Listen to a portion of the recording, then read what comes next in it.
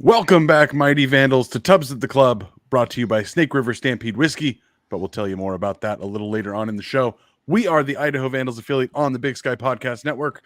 I am your host, Dallas Hammer, joined today by brave, bold Brian Marceau. Dallas, great to be here. We have a ton of Vandal football to talk, man. And last but not least, always producing, always seducing, Marten Heemstra. Vandal football is just around the corner, and I cannot be more excited for it. We buried the lead here, guys. We're using a new graphics package. If you're watching on YouTube, it is called the Bubbles package. Marten knows how big of a West Ham fan I am. I'm trying to turn all of you folks into West Ham fans. We're always blowing bubbles here. So now we have unveiled our Bubbles graphics. Let us know if you like it, if you hate it, if you don't care for it, whatever. It's time, guys. The moment we have been waiting for, at least I have been waiting for since middle of December. We are talking Idaho football. This entire episode is dedicated to the Idaho football program and previewing the 2023 season. Brian, I'm going to kick it to you. Man, where do you want to go? Last year, this team made the playoffs for the first time since 1995. First time in the postseason since 2016. Future's looking pretty bright, Brian. What do you got for us?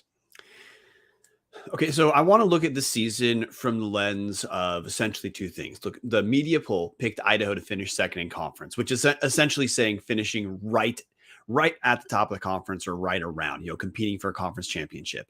Coaches poll had Idaho finishing fifth, which is, top half of the conference, but certainly not in the discussion for winning the conference. And I think understanding Idaho through the lens of what's the case of Idaho finishing in that two slot or better compared to Idaho finishing closer to the middle of the pack is probably the best way to understand this team. We don't need to talk about Idaho having a shitty season because they're not going to suck. That's just not on the table for a team this talented. But whether Idaho finishes something like last year or better, to me, is how a lot of fans are probably understanding the start of the season. So I want to first talk about the case for, or make the case for, hey, Idaho's going to finish around that number 2 slot this season. And for me, place you have to start for our show, it can be easy to gloss over this, but we got to talk about Giovanni McCoy. If he's not the best returning quarterback in the league, he's the second best returning quarterback in the league. We know the dude not only has arm talent. McCoy did a great job for essentially all of his redshirt freshman season, avoiding turnovers. As the year went on, the staff trusted Giovanni McCoy more to win games instead of manage games as it did early on, which we know means this year there isn't that transition period. The McCoy is going to be ready to win games for Idaho week 1 against Lamar, and hey, maybe week 2, which we'll get to later, against a Nevada team that already looked vulnerable, but we have some other Nevada news to talk about later. And that's just going to be something we know we can have confidence in as fans is Giovanni McCoy is not, the dude's not going to be taking a step back in any sort of way. We know the guy's got talent. He delivered last year, and now with a year under his belt, additional confidence to experience. To me, that's where the case begins for how Idaho finish towards the top is with one of the best quarterbacks in the league. That's going to help this offense put up about as many points as they need, Dallas. Yeah, Brian, honestly, QB play is, I know you can get away without it. Like Montana State doesn't have a natural throwing quarterback. They just built that incredible run game and it's carried them to a top 3 ranking in the FCS. But for most teams, you only go as far as the quarterback is going to take you. And I couldn't be more happy with what Idaho's bringing back this year. Giovanni McCoy had an incredible year last year, Jerry Rice Award winner. Obviously, even if he has the sophomore slump compared to the numbers he had last year are still going to be pretty damn good. And we have no reason to believe that sophomore slump is going to happen, mainly because he's going to be throwing to 3 all Big Sky talents. He's got Hayden Hatton, who was picked as the preseason MVP this year in the Big Sky Conference. He's also got Jermaine Jackson on the outside. And then he's also got returning this year after missing almost all of last year from injury.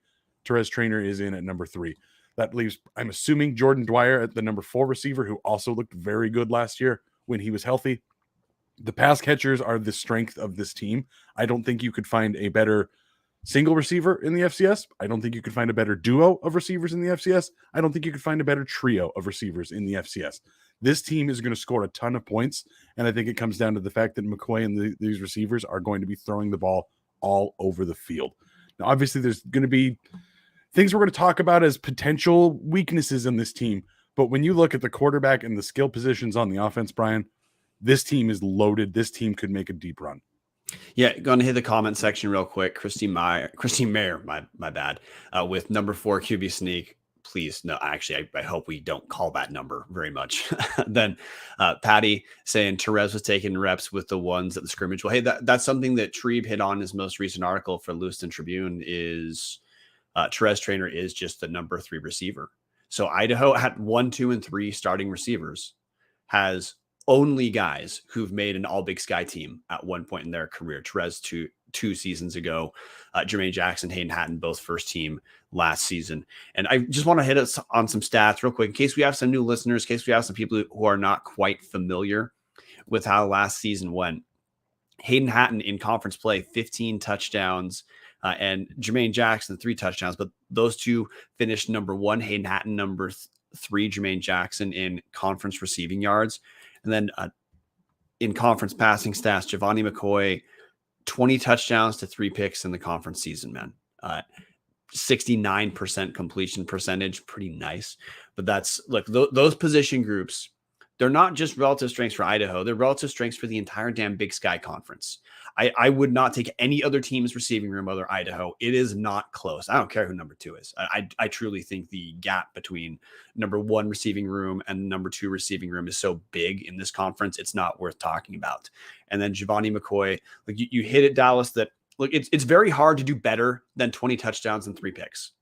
So like, hey, just keep that in mind, guys. If McCoy's getting more reps, which I expect he will, just from from Jason Eck being able to be less conservative in terms of pass, what he's going to call the pass game, we might see some a few more picks, but we're also probably going to see some more touchdowns too. So look, those two areas, pretty damn good. Want to hit running backs too. Now, I don't think Idaho has the best running backs in the conference the way they have the best receivers, but Idaho's pretty sound at the running back position. Anthony Woods returns, which Anthony Woods was easily the best running back on the team for Idaho last year. So you expect that he's going to have an expanded role just due to, look, oh, hey, I got to hit this. Sorry, dudes. Eli Cummings, we talked about in the last episode, is on the roster. He's going to redshirt. So Eli Cummings is a guy who took a decent amount of stats last year. Well, he's not going to be on the table this season. Rashawn Johnson, of course, graduates. So Anthony Woods is the is number 1 coming back. Rushed for 872 net yards in the conference season. But a development that Colton Clark wrote about for the Spokesman Review, which we're going to get Colton Clark back on the show at some point. Nick Romano has kind of recaptured a little bit of his freshman year form when he was starting run. This feels like 1,000 years ago due to the COVID season, but Nick Romano at one time was a promising freshman running back for Idaho that was probably penciled in for a lot of people as potential all Big Sky. Had a handful of things happen with Romano, some injury, and then also just the progression of talent is not always linear throughout a career. Romano's an example of this. He's worked his way back into the number 2 running back. He's also going to be kind of the pass catching threat more than Woods. I think that's a pretty big development. Then, Dallas, you talked last week about, or a couple weeks ago, about looking for George Robinson, NAU transfer as a short yardage running back. I feel that Anthony Woods is probably easily the all Big Sky candidate. He was, preseason all Big Sky for a reason, but I feel okay now. I talked last week about Eli Cummings was kind of the Xanax for me to know that we weren't going to have Anthony Woods rushing 25 times a game, but Nick Romano emerging takes care of that concern. So I feel pretty solid about the group of running backs we have as well. Yeah, for anybody that doesn't remember, Nick Romano in 2019, his freshman season, he had 97 carries for 498 yards and 2 touchdowns. That's an average of over 5 yards a carry. That's honestly pretty impressive. I know that things have not quite gone the way that he might have wanted. He's only had 60 carries in the 3 seasons since. But again, if the guy came back, claimed that number 2 running back spot in his final season, I mean, we've seen he can do it. He's been an all Big Sky talent. Yes, it was a kick returner and not at running back, but That's a heck of a 1-2 punch. I have no problem with that. Rakitic, 69 jumping in. Running back room is good to go. I couldn't agree more, especially, again, if you have George Robinson coming in as the grad student, the number 3 guy that's going to be the short yardage, maybe the Andre Carter situation of who's the big guy that's going to get the 1 yard when it's needed. I'm not expecting to see a Woods-Johnson split like we saw last year. Anthony Woods had 149 carries and Roschon had 106. I'm expecting Anthony Woods is probably going to see the ball a little bit more. Maybe, obviously, Romano's going to get a decent amount, but maybe we see those 2 getting the carries rather than Eli Cummings had 91. I don't expect to see it being an even spread against the 3.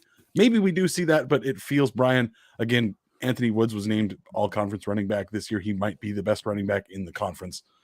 I don't think the room is elevated above everyone else like the receivers room is, but Anthony Woods might be the best running back in the conference. You have to give the guy the ball. He's going to produce. He produced a ton last year, 872 yards and 3 touchdowns. Realistically, Brian, skill position on the offense, there's no concerns here. I have absolutely no concerns, even if guys get hurt, which happens. Idaho stayed very healthy last year. Again, I know Tress Trainer missed the entire season. Jordan Dwyer got hurt, but the stars of the Idaho offense stayed healthy last year. I honestly think if even one of those guys goes down, there is so much talent here. I'm not that concerned about it. This is the strength of this team to me, is the skill positions on the offense. I think it's safe to say, because we're going through the case for Idaho finishing the top of the league, there's just no questions offensively at this point for Idaho. I mean, we're going to talk about the O-line in both sections, I expect. But we know from last season, Idaho's offensive line was worst case good enough. And with a little more experience, I think that there's no reason to expect Idaho takes a step back on the offensive line. We'll hit the other side of that discussion later. But I think there's 2 sides of the ball. Idaho they were fun as hell last season scoring the ball, but this team is pretty sound defensively as well. Taylor Cash in the comments talking about Romano as a kick returner too. It's actually kind of weird that Nick Romano was such a strong kick returner, but then we have Jermaine Jackson who can do that job pretty damn well too, which lets that be kind of lost in the shuffle. But on the defensive side of the ball, I want to talk about the secondary. And I think that's a relative strength for Idaho. And I bring up secondary because we're forever talking Idaho football, including last season. The paradigm was, hey, is Idaho going to be able to stop anyone from throwing? And the answer is yes, Idaho will. Idaho has some pretty good amount of talent in secondary, starting with Marcus Harris, one of the best corners in the league, the guy who is not going to be picked on, at least at the cornerback position. And Idaho led the Big Sky in forced turnovers last season. A ton of that, of course, came from the secondary, picking off passes. Guys like Tommy McCormick scooping up fumbles, returning them for a touchdown against WSU, which that's other part of the secondary is other than Marcus Harris. We also have returning talent at the safety. The big one is, of course, touchdown Tommy McCormick. But I bring up those. I mean, Dallas, you're going to hit on other guys too. I bring up the secondary first as a relative strength because it was already strong last year.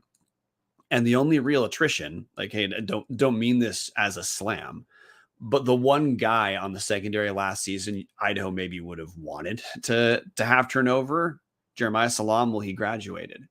So we have Ormani Arnold, who's going to be the other starting corner, who honestly, at times it felt like he probably should have been the other starting corner last season. He's back.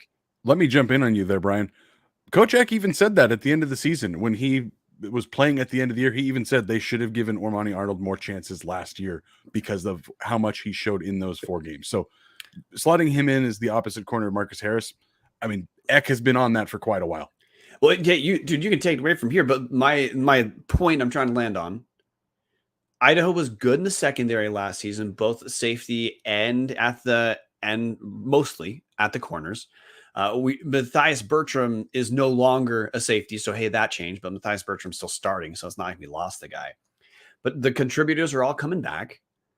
There were no significant injuries. Like, no one in the secondary that we're talking about right now, like, blew an ACL, and we're curious about the recovery. They played well last season. They're healthy and they're back. Yeah, Brian, the secondary, honestly, I think is the strength of this defense, at least on paper right now. Obviously, things are going to change a whole lot when we see some of the guys that we haven't seen before as the defense is replacing 5 starters. But when you look at what we have in the defensive backfield, there's Mervyn Kenyon. He played very well at safety. Marcus Harris, obviously named the all-conference team. He might be the best corner in the conference and one of the best corners in the FCS. You have Ormani Arnold, the coaching staff had already mentioned, should have been playing him more last year. You have both of the McCormick brothers who are solid contributors. Obviously, Touchdown Tommy's got the nickname, but Sean has also played very well in his time there. You have Dwayne McDougal coming in from Northern Arizona. He's a guy that the coaches talked about, wishing they had been able to sign him in his recruiting class last year. You have Cam Stevens coming in. There's a bunch of new names to supplant all of the guys that came back that played pretty well last year. 2 years ago, Idaho's secondary was absolutely terrible. And in year one, under Rob Orch's new defense, everything completely changed. The secondary became a strength. Virtually all of those guys are back. And like you said, Brian, Matthias Bertram isn't even playing in the secondary anymore. He ended up getting moved down to linebacker. So that's a good sign. The defensive secondary is obviously so stuffed. They're moving a guy to linebacker just to get more bodies out there. So Matthias Bertram will end up as the Sam linebacker. Dylan Lane, actually the brother of Jack Lane, has won the weak side linebacker job. And then incoming transfer, Trey Thomas is replacing Paul Moala in the middle. So really, Brian, when you're talking away from the lines, Idaho's pretty set there. Obviously, the linebacking core we haven't seen as much of. We didn't see much of Dylan Lane last year. Obviously, Matthias played in the secondary rather than in the front 7. But Trey Thomas is a dude.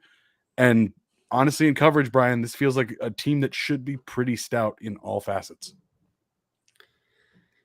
Yeah, the Idaho picked off 16 passes during 2022, and 11 of those interceptions are returning as regular contributors, including Tommy McCormick picked off 4 passes. So, yeah, it feels almost disorienting to talk about Idaho's secondary as not just like a relative strength, but again, good compared to the Big Sky overall. I mean, going over team defense stats last year, Idaho's passing defense finished. It depends on what stat you look at. Overall passing defense was number 3. Defensive efficiency, Idaho finished number 2. So pretty damn good. Now, I want to talk about the lines a little bit. Taylor Cash says he disagrees in the comment section. Taylor, let us know and we'll talk about it. I want to talk about the defensive line. Brian, it was just for anybody that's wondering about Taylor Cash's disagreement. We do have an Idaho State fan in the comment section saying that Idaho is going to go 0-11 this year. Okay, my bad. McLean Westbrook, thanks for jumping on. By the way, McLean Westbrook hosts the new Idaho State podcast, which if you're interested in Idaho State football, check out McLean's show. Thanks, Jungle Land. But I want to talk about the defensive line for a second because, look, one of the things that Idaho was relatively good, again, strong on the defensive line last season, but a little bit on the smaller side for the most part. Lost both edge rushers to one to graduation and one to transfer. And we're probably also going to talk about the defensive line a little bit in the next section, but I want to specifically talk about Jakari Larmond. He transferred in this season, and Jakari Larmond not only looks like he's got the size that Idaho's been lacking on defensive line, 6'2", 330 pounds. So, hey, that's a physicality. But just based off what we've seen in the scrimmages, look, Marten, you can jump in here. Talent-wise, yes. Larmond looks pretty damn good. He also looks like he has the personality to be kind of yes. defense. I've been to the 3 practices so far, like the 3 scrimmages on Saturday, and oh man, this Jakari is very fun to watch. He is a personality on that defense, and his personality, his actions he does on the sideline during those practices are backed up on the football field. So it's not just a flash. He's, like Patrick says, he's a funny guy. He plays around with the other defensive players. And he is stuffing plays again. Granted, he was making these plays against the scout team players, but Jakari was making plays. And for a big guy, he can move too. So it is a sight to see someone that athletic moving that quick. And Larman specifically is, to me, kind of the shining light of the defensive line, which appears, based off our information, on paper, it would make sense to be a little concerned about Idaho's defensive line, but some of the info we've gotten is this group actually looks a bit more surprisingly, looks a bit more cohesive than last season. We know for sure Ben Bertram is the brother of Matthias, is going to be starting on the defensive line as well. Marten, just from the scrimmages, anything you've seen jumping out about the defensive line? Because I broadly feel pretty good about it, but it's certainly new faces too. I'd say there's some, for me, the defensive line, there was some, might just be some more situational players. Like, I think if it was more passing down situation, there was probably be more like Keyshawn. Like, there seemed like it'd be more situational for like defensive line than it would be, that I can't remember that was last year. But like you said, there was a lot more cohesion this year. They were a lot quicker getting off the ball when I was at the scrimmages. Okay, Dallas, anything you want to add about defensive line? So, guys, we've talked for years now, or at least it feels like years now, that Idaho needed to get stronger in the trenches to be a successful team in the Big Sky and to be the bullies that, we've joked at times about the Big Sky bullies thing, but now that that's starting to look like it's actually happening, this is where that's going to show. And it does seem like it's kind of weird to think Idaho's defensive line might be a strength this year, because it just hasn't really been the focal point of the team. Obviously, Jakari Larmond is a huge dude. Personality is incredible. We're hearing great things about him in practice. We're hearing that Malachi Williams, he played a good amount last year, hearing that he's going to look really well this year. There's also, like you said, Brian, there's Ben Bertram. Abe Christensen is kind of in both camps, I think, with offensive and defensive line. I don't know how much he's going to play. But he was just an offense the past scrimmage I've been at, so this roster might not be fully updated. So he might have moved to defensive line and then moved back, but the coaches have at least played him at defensive line, so there's at least some depth. There's Amari Notice and Sam Brown. Both of those guys got a lot of playing time last year. There is a good stable of guys here that are going to rotate in and out that got a ton of playing time last year and should only be better this year with another year under the new strength and conditioning coach. Okay, so final thing for us to hit on in terms of relative strength is special teams, which, look, we talked about Jermaine Jackson. I don't think we talked about Jermaine Jackson enough in receivers, because we kind of slammed through that group. But Jermaine Jackson is a very good receiver. He'd be number one receiver on any team in the Big Sky other than Idaho right now. But Jermaine Jackson is returning some kicks. We know Ricardo Chavez, we'll probably hit on this in both sections, but Ricardo Chavez is kicker for about the first half, first 60-ish% of last season was as good a kicker as the Big Sky has. So look, broadly speaking, and Idaho just overall, if you look at how last season went, Idaho wasn't losing special teams battles. If anything, Idaho looked relatively strong with being able to come up with much needed special teams plays. An example is that onside kick, against to start the second half against Montana.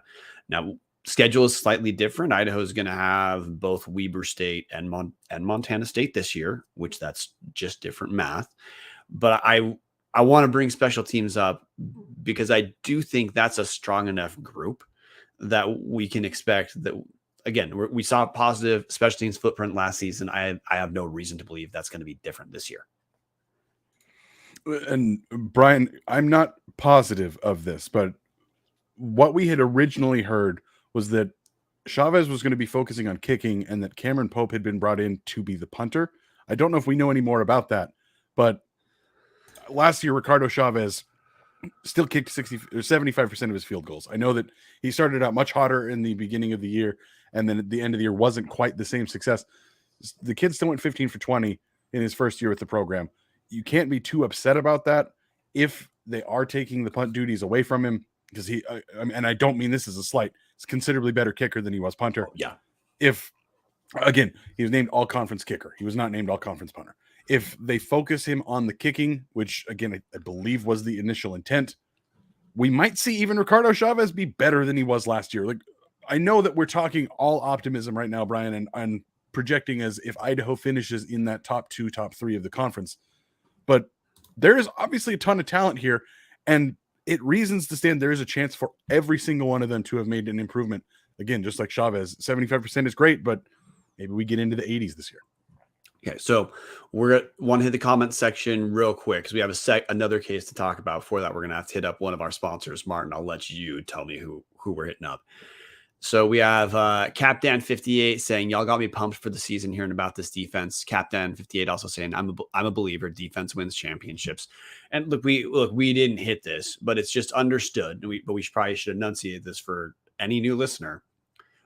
We all feel pretty damn good about Idaho's coaching staff. We're not really concerned about Idaho getting out schemed in a way that for a ton of time we absolutely were. Racketit69, my dick is getting hard listening to Brian tease us with this preview. That's the point of the show, Rack, so you're welcome. So you know where to send the copay. Andy Koss saying biggest strength is hashtag only Tubbs, Brian. You missed the tag there. Patreon.com/Tubbs the club, hashtag only Tubbs. Andy Koss saying biggest strength is hashtag Fishgate coming back to defend the undefeated seasons. Well, we will obviously hit talking about Fishgate because that's the focal point of the rest of our episodes.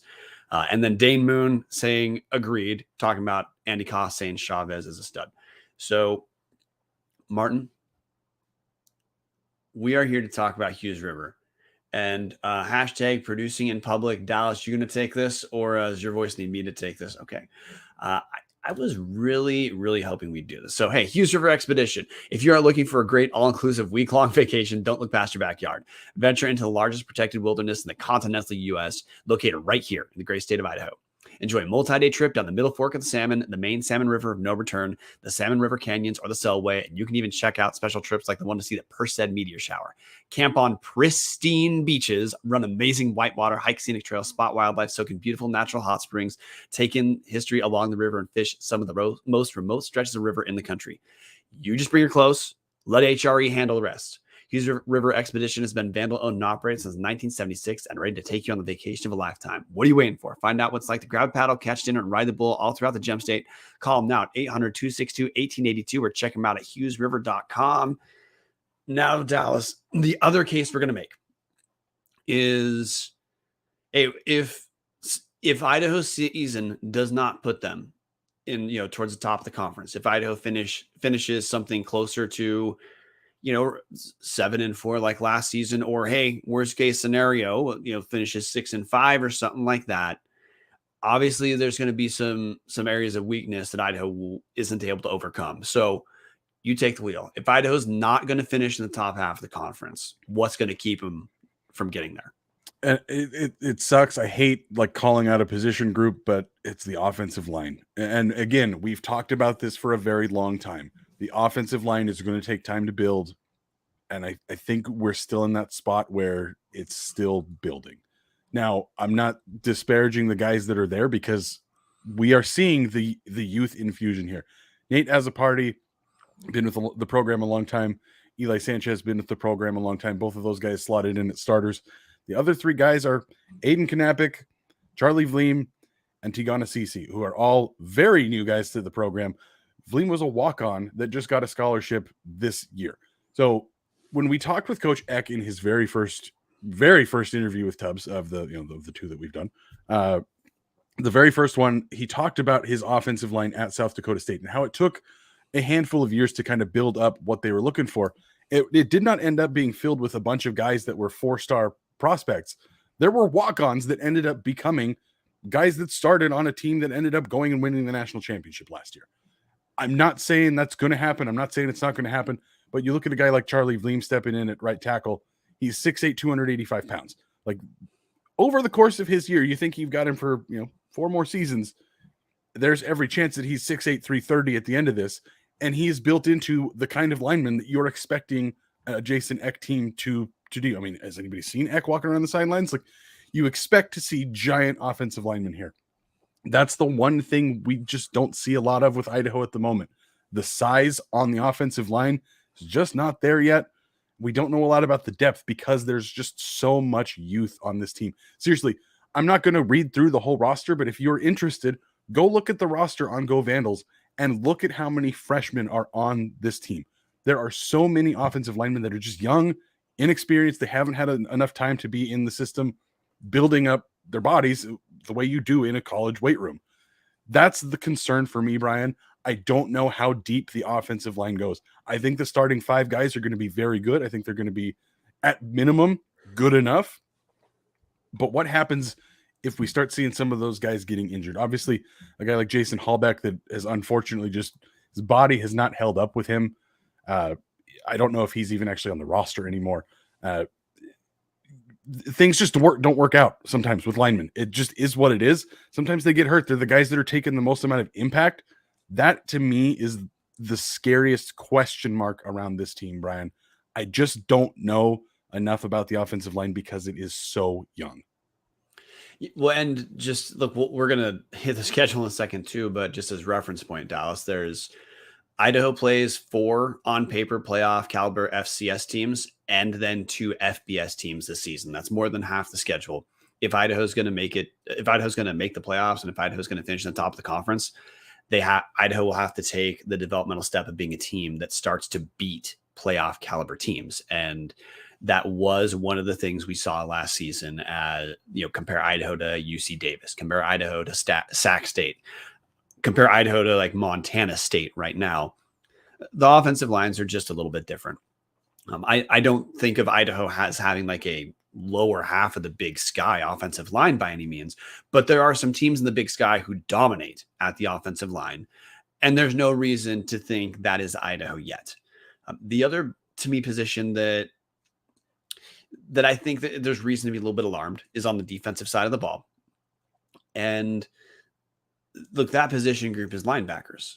And the big issue for Idaho is every single guy playing for Idaho is either new to Idaho, like transfer Trey Thomas in the middle, or did not start at linebacker last season for any team. Thomas started for South Dakota and was a contributor at South Dakota had a rough season and an awful schedule, but the Missouri Valley Football Conference is a very good conference. If you can start and contribute there, you know he's going to be fine stepping in at middle to replace Paul Moala.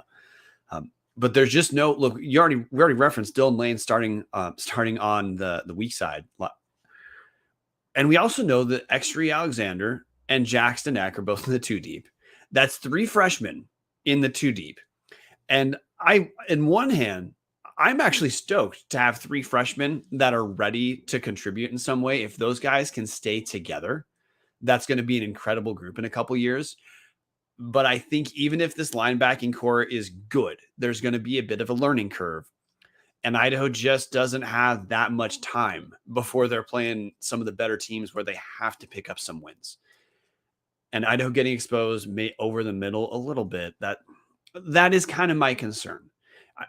I just don't think people are going to be able to beat up on the Idaho safeties, but there's a lot of schools. Again, the Big Sky have pretty damn good linebackers. Look at the Montana schools. Look at Idaho for the last one. I mean, hell, Idaho, the talent Idaho lost at linebacker is incredible.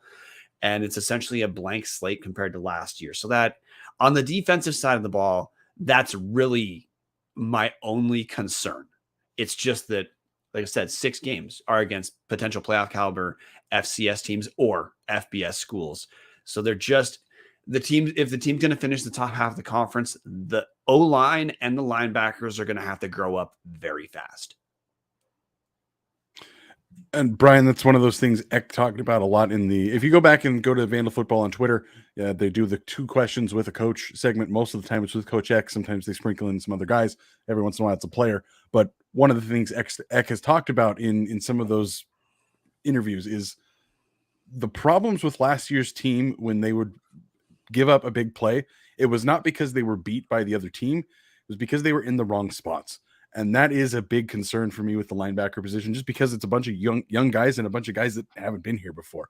It's much easier to do the right things without thinking about them when you've been in the program 2-3 years. So I would agree with you. I think that's the biggest concern for me at the moment, on the defensive side at least, is the linebacking core. I think if you have a question mark, in your position groups, I think linebacker is the place you want to have the question mark. So I think I know we're talking about, bad things here, but all things considered, I'd much rather have question marks at linebacker than I would at defensive line or in the secondary, especially if you break it down to corners or safeties. Linebackers is the place that I am most okay with it being a crapshoot, especially because, again, X-Ray Alexander, very highly touted recruit. A lot of people were just stunned that he came to Idaho. Jackson Eck is a coach's kid. He's going to be in the right spots most of the time. The youth here is going to play a lot. We're going to see growing pains at times. It's going to happen. There's going to be series where Idaho's linebacking core is probably going to get picked apart. It's just going to happen. That tends to happen with, honestly, throughout the course of the game. Marcus Harris is the best dude in the Big Sky. He's probably going to get burned a couple times. That's just how playing corner works. Linebackers, I do expect we're going to see some growing pains, but hopefully by the end of the year, Brian, we don't see that anymore. Hopefully these guys have grown in. And again, with Trey Thomas in the center, at least there's a guy that is a proven linebacker at this level that is going to be able to at least lead the team, hopefully guide a little bit more in case there is growing pains more than just an acceptable level. Yeah, the last thing I want to hit on, and look, Patty hits this in the comment section too, which is greater concern with the linebackers and pass coverage than against the run. Paul Moala was a pretty damn good linebacker against the pass, picked off 4 passes. That guy's not there. And look, a couple of Moala's picks were tide-changing plays built against Montana and against Sacramento State. Those are good teams where a guy we lost made huge plays to keep us in. I know it's a new season, but big plays are we were able to rely on forced turnovers and big plays from the linebackers last season. And I think it'd be very hard to project from this point getting the same level of production out of the linebackers, which just means like it can come from somewhere else. There's talent on the defensive side of the ball, but that is the difference between the season. So look, we've hit the basic case, Dallas, of Idaho finishing top of the conference and then Idaho not finishing top of the conference. You ready to run through the games? Let's do it. Producer seducer getting the schedule up. Okay. There we go. Dallas, week 1. I'll let you take the wheel after this game. Week 1, Idaho opens with Lamar. Doesn't it feel damn good to pick a game to have an FCS game just like Drake last season that we know? Look, August 31st, Thursday against Lamar. I'm 0% concerned about Idaho losing week 1 to Lamar. I think Idaho's going to beat the shit out of Lamar to start the season. So I do have to jump in and take a quick tangent here, Brian. You just told me this game is August 31st, Thursday at 5 p.m. on ESPN Plus. For anybody listening to us live, that is 8 days from now. At this exact moment, we will be watching the end of Idaho's first football game of the 2023 season. We are right there. I mean, guys, we are 1 week away from football. With that said, this is the one bummer about this is that Idaho only has 4 home games because they gave up the awful Division II Western Oregon home game for this Lamar game to, again, hopefully bank another win for the FCS playoffs and move on and just build that schedule a little bit easier. This is all to say, Lamar went 1-10 last year. This game is going to be ugly. If you're looking for a feel-good Idaho game, this is the game to watch. Idaho's going to go down there and break this team in half. I would expect Idaho to win this by 30 plus. And then Marten. It'll be a cruise. It'll be an easy win for them. I'll go by with what you guys have said. It'll be Idaho I'll go 35 by 5 scores. Okay. Week 2. Now this is where the OOC gets a little more interesting to me. Idaho travels to Reno against former Big Sky opponent Nevada. Now that's back to the Saturday schedule. That's September 9th at Nevada. Recent news out of Nevada, which I think really may matter, is it's not a secret. Dallas, you talked about it before. Nevada is a Mountain West dumpster fire right now. This is reporting from Brett McMurphy today. Nevada announces quarterback coach Nate Costa has resigned. Special teams coordinator Michael Burton also recently left the program. OC tight end coach Derek Sage will coach the quarterbacks. That's like 2 weeks from now. And Nevada has pretty big internal issues, and they already were a struggling Mountain West team. Dallas, you and I usually are the ones who throw cold water on enthusiasm, or what we think of as unreasonable enthusiasm. At this point, I'm picking Idaho. I honestly, Brian, I don't know how you can't. Nevada went 2-10 last year. Nevada looked really, really, really bad last year. I know Jay Norvell moved on, obviously over at Colorado State now, which is doing not a great look for Nevada, because that's an interconference change of jobs. That would be like Eck leaving for the Montana job. Like, that would not sit well with a whole lot of people. So what they did is went back and hired Ken Wilson. We've talked about this before. Ken Wilson coached at Washington State. He was the linebackers coach under Mike Leach for a long period of time. I didn't think he was that impressive there. I know that being a position coach and being a head coach is two completely different things, but it's usually not a great sign when you're not a rock star coach and you're now a head coach at the place that you were an assistant for 19 seasons.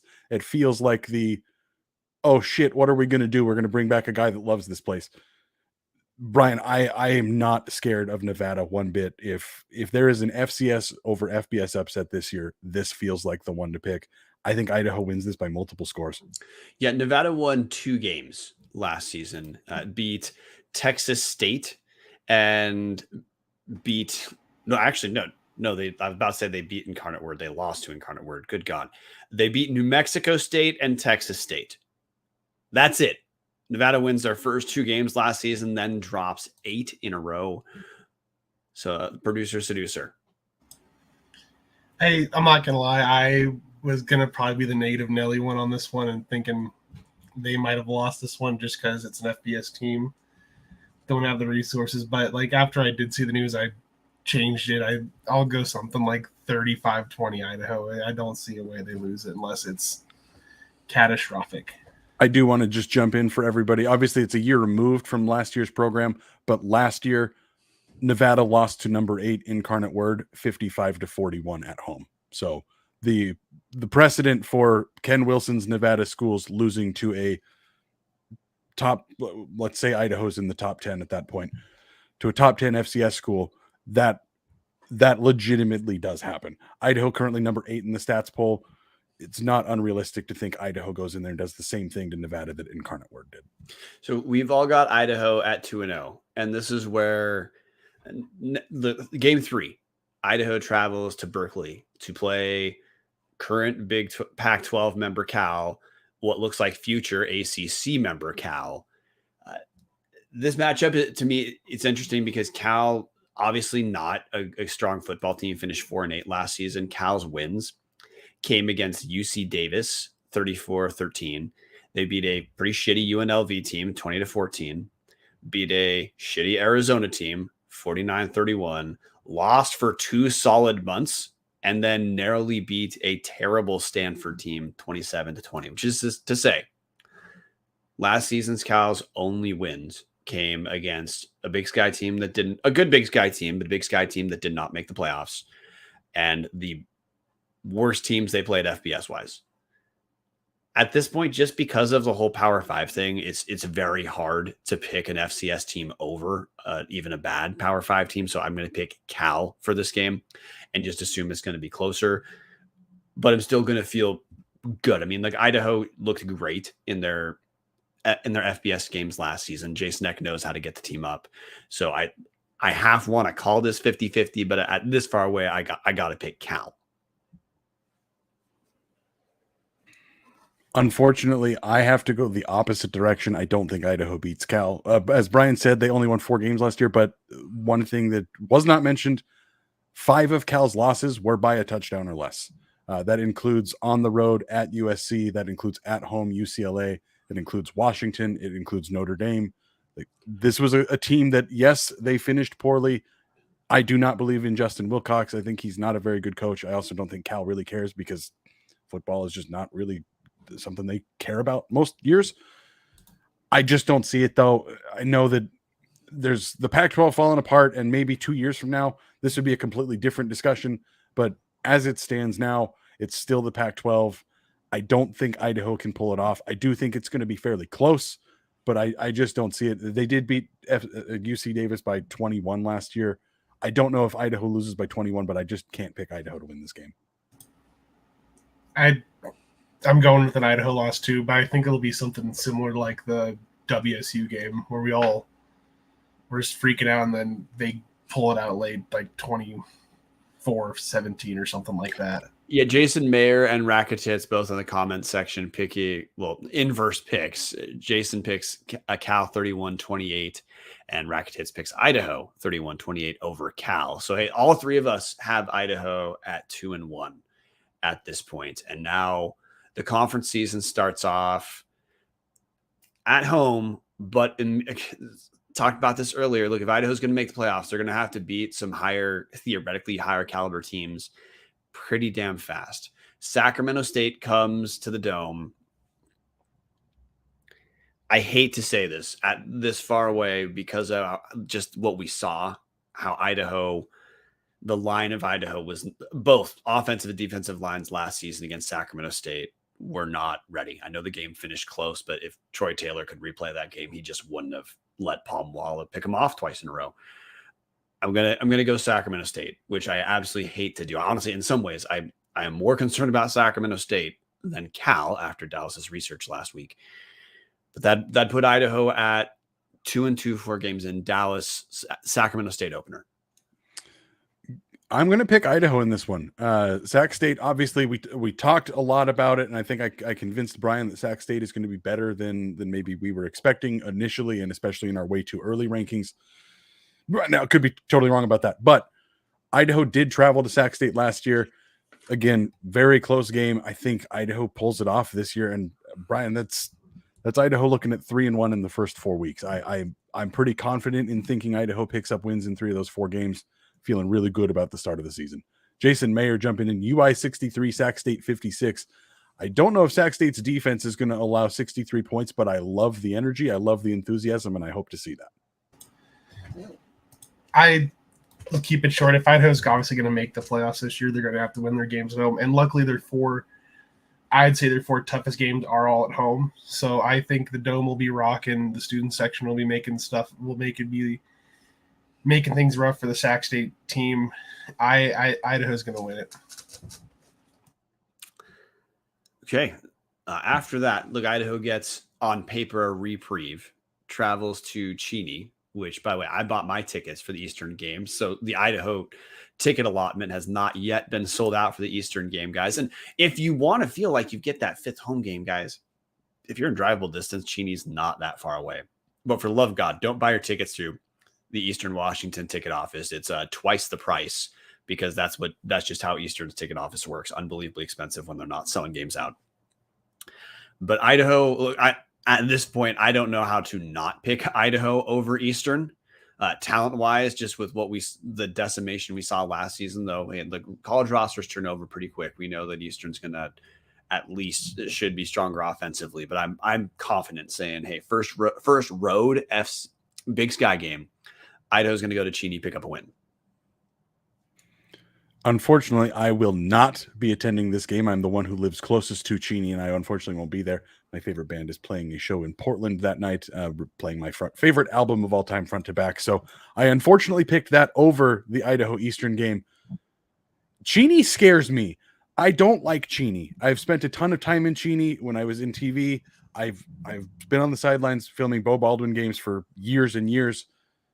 I always get a little nervous about Cheney, but I just don't see it, Brian. Even if Vesperis ends up being their next award-winning quarterback, I just don't think Eastern has what it takes to hang with Idaho this year. I think this is going to be maybe not a blowout. I see Rakitits has Idaho 56, Eastern 14. Jason Mayer 1,221 to -6. Dane Moon, excuse me, that was Sac State. Dane Moon said UI by 7 in the Sac State game. Tom Kendall picking Idaho by 20. I think that 44-24 score that Tom Kendall picked is probably going to be pretty close. Eastern might hang with Idaho for a quarter, but I think over the course of 4, this game's not going to be that close. So Patty in the comment section is saying he thinks the game will be close. I think it'll probably be close, but I already made my pick. Marten closes out. Tom Kendall, I want to say one thing, get out of my head. I was going to go some the score very similar. I was going to say something like 45-25. I think it'll be close going in like the third quarter, maybe midway through the third quarter. Idaho starts pulling away just with all the running backs they have. It'll Idaho win. I think the next game we talk about is going to be pretty quick. Idaho travels to San Luis Obispo October 7th for Cal Poly. No reason to pick anything but a blowout to me, Idaho, at this point. Yeah, I agree. We talked about Cal Poly, and we think that they might be better this year, but not better enough to warrant anything more than saying Idaho steamrolls Cal Poly. I'll go Idaho by 6 tutties. Okay, there we go. Which takes us to homecoming October 14th against Montana. And look, this to me on ESPN too, by the way. On ESPN, thank you for bringing that up. Yeah, all the other games are on ESPN plus a good amount carried by SWX. This game on terrestrial ESPN 2, which is a big deal for both Idaho and Montana. This might be the most important home game for Idaho. One, for the obvious, it's going to be homecoming, so the crowd should be pretty dang good, and putting on a show when people show up is a big deal. But I think the strengths of Idaho match up with the weaknesses of Montana, and I'm going to pick Idaho in this game. Same. I should have picked it last year. I didn't. Eck dunked on me for it, as was absolutely deserved. I don't think Idaho lets the Little Brown Stein go this year. It just feels to me like Montana, yes, they should be very good. They should not be in Idaho's atmosphere. If Idaho can stay healthy, we're talking the midway point of the season here. If Idaho is mostly healthy, I think Idaho pulls this off by a closer score than the game actually is. I feel like this is a Grizz score a touchdown late to make it a little closer than it really felt, and Idaho kind of dominates most of the game. I've been doing this show now for 4 or 5 years now. I'm not picking Montana. What are you guys, crazy? Idaho wins. Okay. So that takes us in very quickly in the comment section. Racketits, Idaho 35, Montana 20. Jason Mayer, Idaho 42-38. Just wanted to get a couple guys called out in there. That's how Jason Mayer's score reflects more or less what I think. So that takes us into a bye week where Idaho, and I think it's probably good news for Idaho to have a bye week after the Montana game, because the next game, another home game, is hosting Montana State. And to me, this is the inverse of the Montana matchup, where Montana, like I said, was Idaho's strength on Montana weakness. This is Montana State on potential Idaho relative weakness. And really just Montana State, they're good. Their lines are elite in the FCS world. I'm picking Montana State. I mean, guys, we talked about it last week. If you missed last week's show, go take a peek at it. But spoiler alert, if any team from the Big Sky or any team that's not one of the Dakota State schools is going to win the FCS title, it's going to be Montana State. I have a bad feeling that the Montana State game is where we're going to see the gap from where Idaho is and where Idaho wants to be. The lines there, I think, are going to push Idaho around. It might be close, but it's going to feel kind of demoralizing. This, I think, is the first conference loss of the season for Idaho. I can't do it, Idaho wins. Now, I'm doing a quick pause. So at this point, Dallas has Idaho at 6-2. I've got Idaho at 5-3. Marten at 7-1. And no matter which route right now you're talking about, whether Idaho's 5-3 or 7-1, Idaho is in the driver's seat. If the season goes like this, Idaho's in the driver's seat to make the playoffs, at the very least, to make the playoffs. November 4th, Idaho travels to Northern Colorado, which, look, it's not the same dumpster fire as with Ed McCaffrey, but I think the talent is just too strong in Idaho's favor. And just because Ed McCaffrey is replaced by Ed Lamb, who's pretty good. Like Idaho still has among the best coaching in the Big Sky anyway. So at Northern Colorado feels like a pretty reliable win, even though it's on the road. And look, this is just the inverse what Marten brought up of Idaho plays mostly the better Big Sky teams at home. That means Idaho also gets mostly not very good Big Sky teams on the road. So I expect Idaho's road record is going to look pretty damn strong, but definitely picking Idaho over Northern Colorado. Yeah, in the comment section, Tom Kendall picking Idaho 48-21, Raketitz picking Idaho over UNC 42-6. I think it's going to be in that same range. I think Ed Lamb is the guy to turn Montana State, turn Northern Colorado into a respectable program. I don't know if that's going to happen in year one. I think they'll look better than they did, but certainly not at a point where, last year in Northern Colorado, there were some touch and go moments where it was a little nervous. Maybe Idaho should have came out a little hotter than they did. I don't think that's the case this year. I think Idaho goes down to the formerly long grass of Greeley, Colorado, and kicks Northern Colorado's teeth in. I'm gonna go with another win as well. I don't think it'll be close, but it'll be. I feel like Idaho just doesn't. It won't be a blow, but it won't be close. It'll be a casual 18-point win. Sorry, just laughing my ass off at Captain 58. No tall grass at Grange in Greeley, Idaho by 20. Look, this following week, and dude, this is another game that I have circled. Idaho honestly does have probably 6 games this season, counting the FBS games. Look, on paper, you can circle them as if Idaho's good, these are the kind of teams they have to beat. Weber State late in the season. I am going to go Idaho here. Weber State, they have a lot in common with Montana State, but they don't dominate on the offensive line the way Montana State does, which is my bigger concern. I know Idaho is going to score points against teams. Montana State can just put you on your heels because they score and defend. Weber State, way too early in my mind to say that there's a radical change in either direction, offensively or defensively.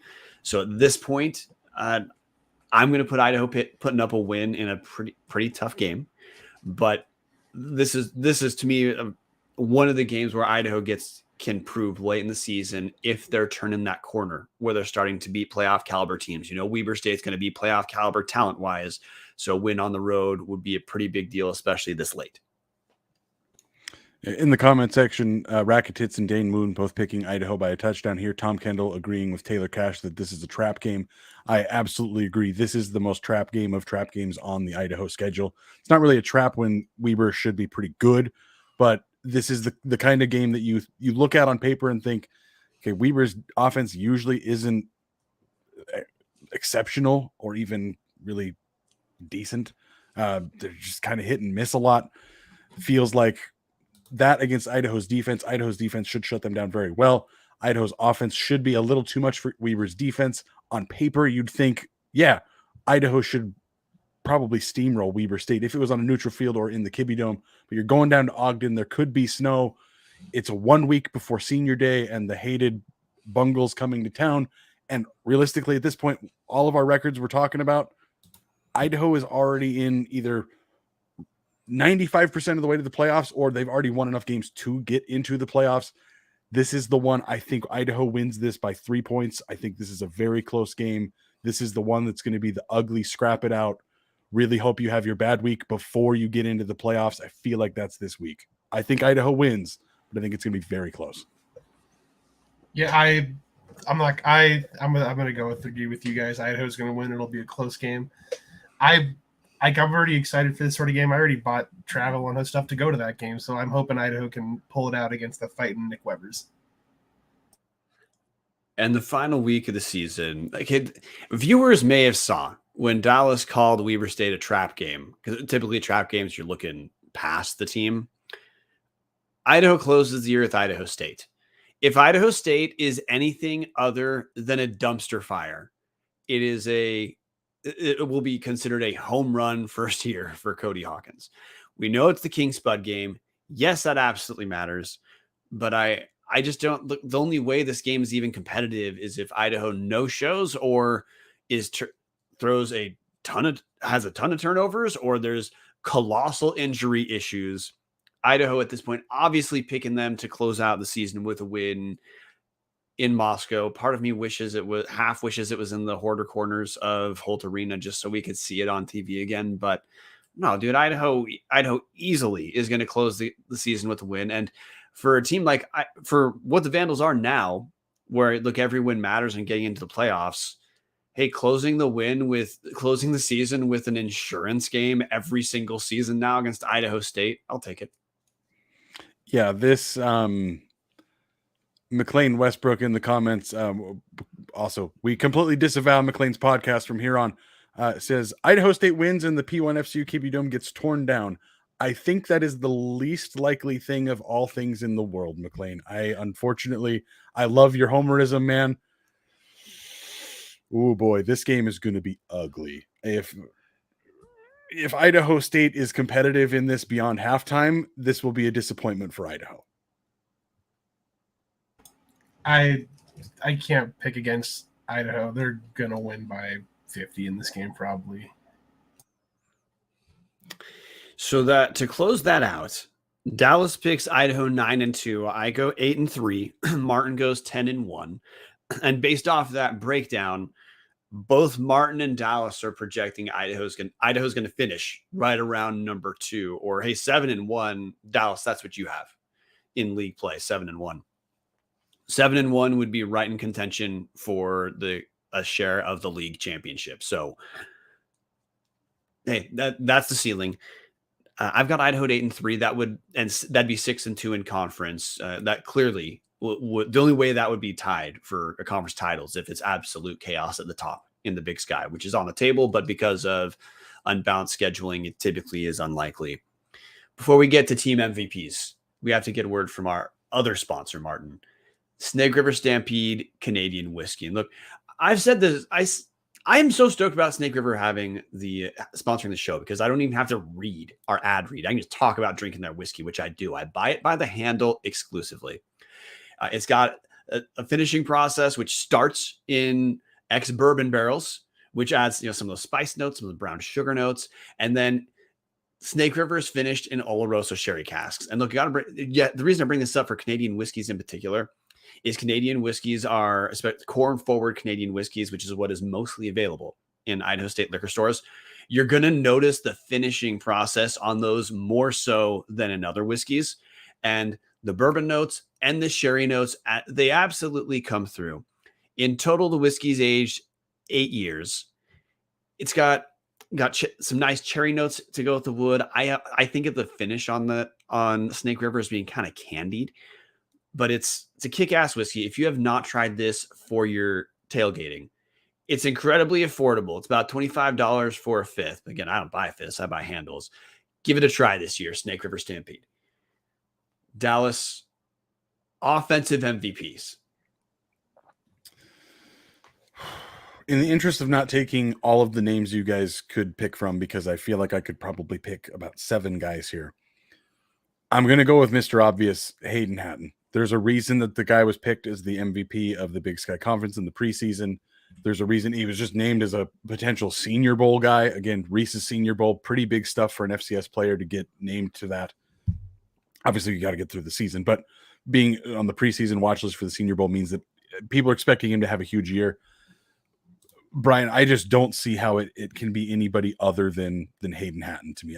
I'm expecting you guys to pick other people and tell me how I'm wrong, but when you look at the numbers he put up last year, 83 catches, 1,200 yards, 16 touchdowns, I can't pick against that. That's if he has the exact same season he had last year, he's probably the MVP. Marten. In the uniqueness of being different, I'm going to go with Anthony Woods. I think he's going to have batshit crazy stats. Earlier, I had to kind of talk myself off of him having like a 20 touchdown season. I'll go more modest, something like 15, 16, but I still think he's going to have a huge year for Idaho. To me, Dallas, the way that Hayden Hatton and his 16 touchdowns on last season is not the MVP is there's just other Big Sky talent wide receivers for Giovanni McCoy to throw to. which is why I'm going to go with Giovanni McCoy. If he gets just more reps and produces like he did last season, we're by default talking all Big Sky for sure.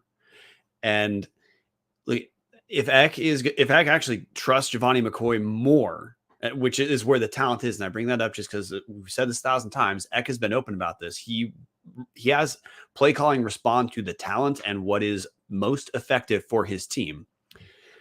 I completely can see a world where we get to see McCoy throw a bit more than we did last season. And the dude's got the talent. He has the best weapons in the entire league.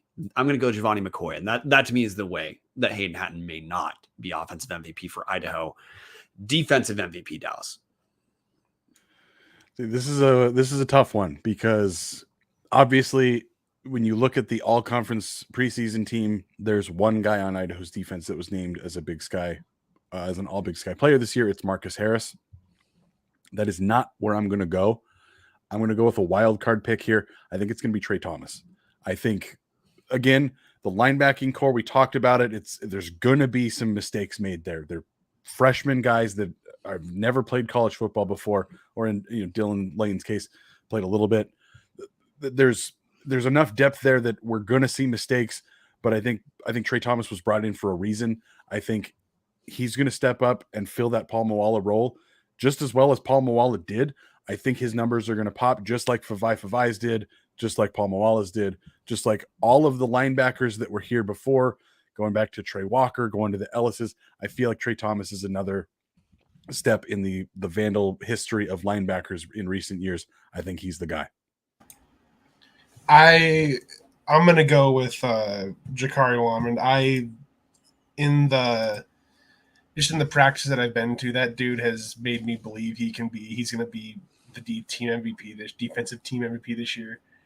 He was making plays, and I feel like he will be the difference between Idaho. He will probably be a huge key as to why Idaho wins a game like a Montana State this year. I'm going to go with Marcus Harris, the guy who made the All Big Sky preseason All Big Sky team. And now the risk in my pick is that the Big Sky is going to know to just not throw to Marcus Harris aside. And for him to get an MVP type of award, it's going to be a lot of coaches just voting off, acknowledging how good the dude is. But 12 pass breakups last season for Marcus Harris, 2 picks, a fumble recovery, and a forced fumble. He's just good. He's like Taylor Cash said it in the comment section. Marcus Harris up for Buck Buchanan at end of the year.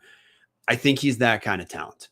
And he just has to get the chance to produce because it's going to be, you referenced linebacker Trey Thomas Dallas, just in terms of awards. Linebackers get a ton of tackles. So the stats pop out. And if the corner is not getting thrown to, you don't have the stats to pop out. But I believe in the dudes in Marcus Harris as just an incredible corner, man. We recorded so many damn years of this show of Idaho not being able to defend the pass whatsoever. Hey, Tom Kendall comment section.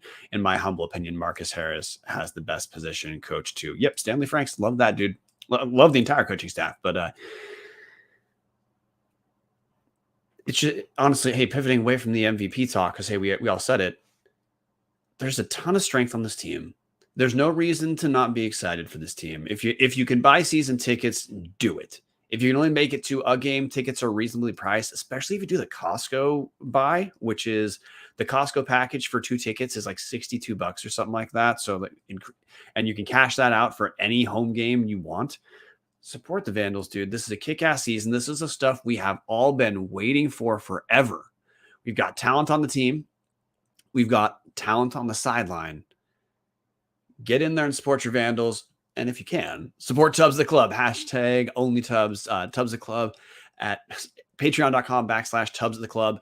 This week, we sent out shirts from Walk On Sports that our top level patrons selected for us. I send on all those. So, hey, you want to be a top patron? It's just under $20 a month.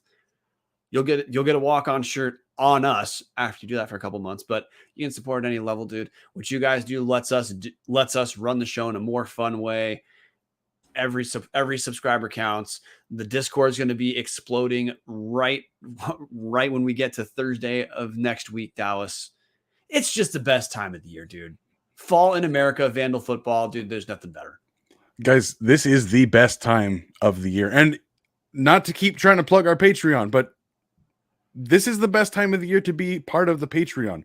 We have a game next week. So next week, we're going to be doing our Lamar preview. We'll be doing a Lamar reaction show. And then during the game, where, again, I can't imagine there's a whole lot of Vandal fans flying out to Texas to go watch Idaho beat the absolute piss out of this team. If you want to hang out and chat with other Vandal fans doing a game day thread, our game day thread is the best place to hang out for Vandal football. Join up, patreon.com/Tubs at the Club, #OnlyTubs. And with that, dude, that's a week.